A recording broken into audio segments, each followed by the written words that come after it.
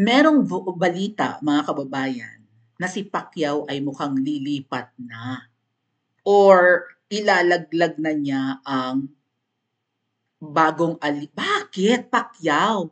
'Di ba sa vlog ko kanina, kung di niyo napanood, puntahan niyo na lang yung maiksing video. Ay hindi, sa dulo pala ng ating live kanina, na si Pacquiao ay parang pasok naman sa top 5 sa survey, 'di ba? Check ko ulit para makita niyo. Like po, puso-puso. Top si Bongo eh. Tapos nandito sa cellphone ko pala, ba't ko pa kinakalkal pa? Top si Bongo, pangalawa si Erwin Tulfo. Ano, another Tulfo, mga ating ekis. Napatunayan na natin. Kaya itong survey, minsan hindi tayo tiwala, di ba? So, bear with me. Eto pang ilan dito si Pacquiao? Teka nga, titingnan ko ito.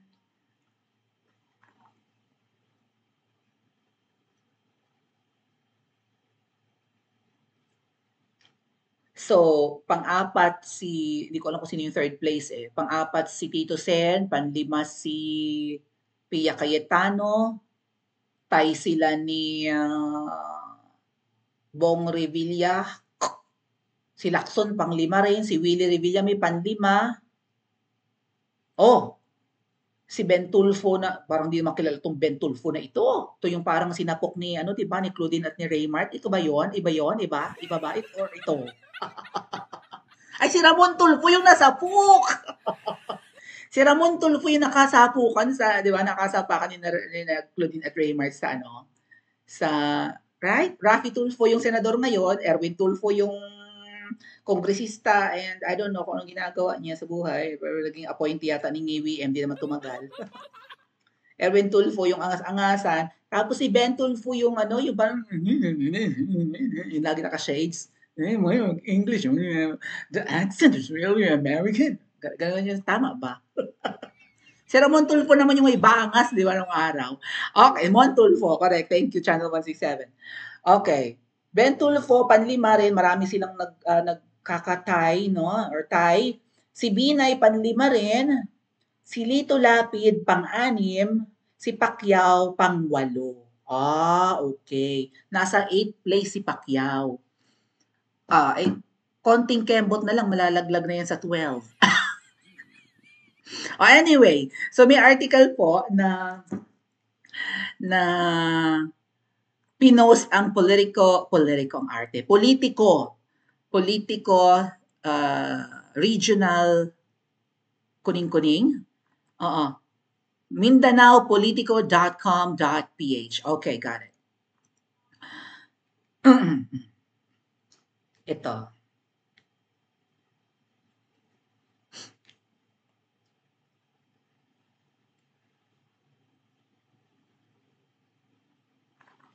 Alright. So, ang sabi din nilaglag ni Pacquiao baga ang kanyang mga kasama. Pacquiao camp endorses PDP senatorial. What? Yung ating Duterte? Pacquiao camp endorses PDP senatorial bet. Basahin siguro natin ng saglitan. So nilaglag na according to mindanao.politico.com.ph. Okay. The camp of senatorial candidate Manny Pacquiao and his local party or People's Champ Movement. May partido si Pacquiao. Dapat ang partido dalawa lang, di ba? Katulad sa US, Democrats and Republicans. That's it. Mamimili ka na lang na sino din ang demonyo, sino ang anghel. Di ba? Ganun lang. Ay, ang daing party ngayon, punyeta. Tapos puro demonyo naman. Mahihirapan kang mamili kung sino ang nag-iisang matino sa mga partidong yan, no? So far, PDP laban yung sinusuportahan natin. So malamang sa alamang, yun ang matino. So yung PCM party ni Pacquiao sa General Santos City may not do straight voting for the ruling coalition. Ruling coalition. Nangunguna? Talaga ba? Alyansa para sa Bagoong Pilipinas of President Ferdinand Marcos Jr. in the upcoming midterm. Naku, Pacquiao, lagot ka. Lagot ka kay Ma'am Shi. This after the PCM put up tarpaulins of its, alam nyo, sabi, nag-comment ka kanina sa live natin ha, wala daw masyadong tarpaulin ang PDP laban sa Batangas, lalo na sa Lipa. So, sana, no, magkusa na lang tayo na, hindi ko alam kung paano tayo makakapag-produce ng, 'di ba, ng campaign materials para sa PDP laban. Pero sana, no, nakikita ang mukha ng mga ng Duterte lalo na, no, ni PRRD para familiar ang mga tao sa bawat bayan-bayan and syudad at probinsya natin. Oh, ha? Nagkabit daw ng tarpaulin ng local candidates along with Pacquiao and senatorial candidates from PDP laban to include Bongo, Bato de la Rosa, and Rodante Marcoleta. Yung partido ni Pacquiao, ang kinakampanya, PDP. Pacquiao belonged to the Alianza slate of NIWM. The city's opposition are, oh, okay, may kalaban. RCRI AIM Alliance, Jensen also called out Alianza over the controversial move of the Pacquiaos using the hashtag laglagan na. What? Laglagan? Naglalaglagan na ating. Attention Alyansa para sa bagong Pilipinas. Hashtag laglagan na. Hashtag Jensen is not for sale. The team captioned its post. Ha. So, ibig sabihin, hindi mo talaga mabibili ang Jensen. Diyan sa Davao po kasi, sa Davao City, meron doong tarpaulin na pagkalaki-laki. I think sa kalsada yan na dire-diretso sa Chinatown. Not sure na. But pupunta namin ng Davao City noong August, ang nakalagay doon ay Davaoenos are not for sale. Ang laki-laki ng tarpaulin. So meron din palang Jensen is not for sale. Shout out sa mga taga General Santos City. Well, good move ito, Pacquiao. Earlier this month, Pacquiao's longtime lawyer and confidant Franklin Gacal told Politico that the Filipino ring icon is not leaving the Marcos-backed Alyansa para sa bagong Pilipinas slate. O, hindi naman pa. Gacal also dismisses fake news speculations that Pacquiao has distanced himself from President Marcos Jr.'s dumidistansya na rin si Pacquiao. Bakit nagkabit ng gayon? Pacquiao, ikaw ay number 8 na sa senatorial survey na mukha namang biased. Okay?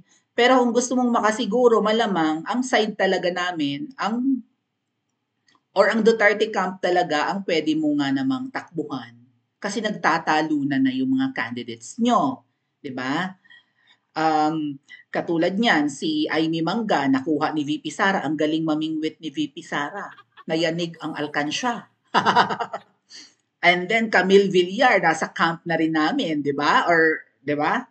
Gusto na rin at nagbabalak ng suportahan, lalo na ng mga double agents. Pinopromote na si Camille Villar. May chance na si Camille Villar kesa kay Mangga. Well, si Mangga incumbent, no? If we will base it to performance, si Mangga ay may experience na as senator. Nga pala, hindi pa natin di-discuss. Delikado yung si Mangga, ha? Delicate, very delicate. May nakapagsabi at may naghihinala na si Mangga ay mandadaya. Ngayon, Pacquiao, napabalita rin kasi na nagbebenta ka ng iyong property sa Forbes.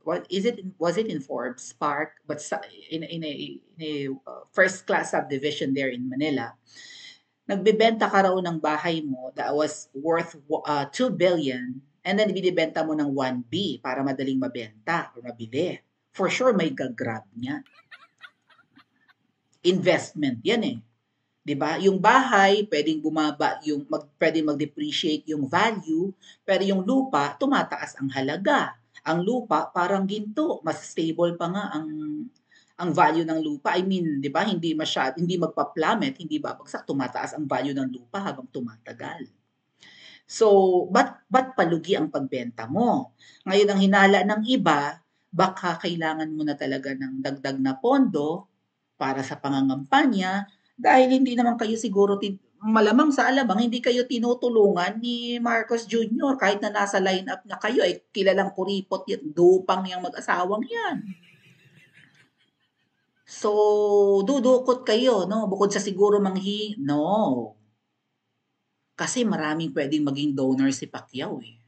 Baka nga makahingi pa sa mga kaibigan niya abroad, 'di ba? International figure si Pacquiao. Marami siyang kilalang maiimpluwensya, yung mga yumaman na pumupusta sa kanya, 'di ba? May isa pa ngang pumusta sa kanya na hinihinala na nagbayad ng 2B. Sa tingin ko yung kaibigang matalik ni Pacquiao na kapagka may mga boxing siya, sumasama, pumupusta, siyempre nananalo. So malamang tiba-tiba 'yun. Nababalatuhan si Pacquiao dahil nga naipapanalo niya ang boxing, 'di ba? So, senatorial candidate 'yun eh, nag-back out. Allegedly, mamaya pag-usapan natin. Nagbigay daw, magbibigay daw ng 2B, pero parang hindi na tinanggap kasi meron na ngang sure winner. Ang tanong, Pacquiao, kasama ka ba sa listahan ng sure winner sa May 12? Excuse me, May 12?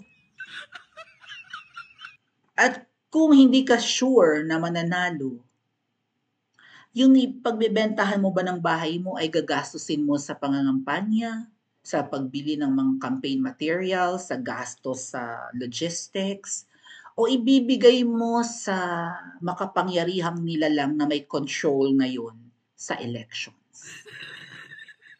Kulang pa ba yung pakimkim na kayang ibigay ng sigurado ng mananalo at kapag hindi sapat ang ibibigay mo, matatanggal ka sa listahan? Sino ang makapangyarihang nilalang na yan na malaki ang tiyan? Pa-comment po sa comment section at mag-like and subscribe din po kayo.